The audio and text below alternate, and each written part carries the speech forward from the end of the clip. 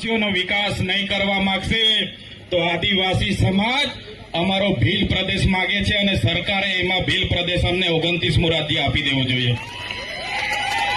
આજે અમેરિકામાં આપણા કરતા ઓછી વસ્તી હોવા છતાં 50 રાજ્યો ત્યાં છે, તો 29મું રાજ્ય ભીલ પ્રદેશ બને એમાં કોઈને કોઈ પણ સરકાર હોય, કોઈ પણ પક્ષ પાર્ટીના આગેવાન હોય, નેતા હોય, એમને વાંધો ના હોવો જોઈએ.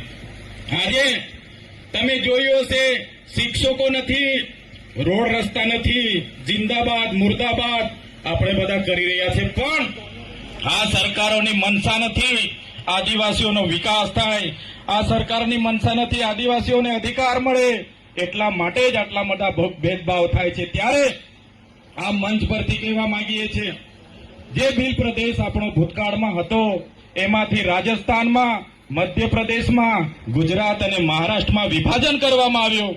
આજે પણ આપણી સીમાઓ નડતી નથી, આજે પણ આપણી રોટી બેટીનો વ્યવહાર છે.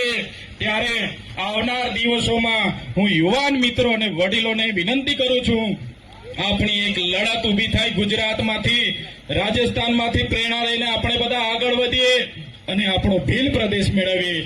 આ જ વાત સાથે મારી વાણીને હું વિરામ આપું છું.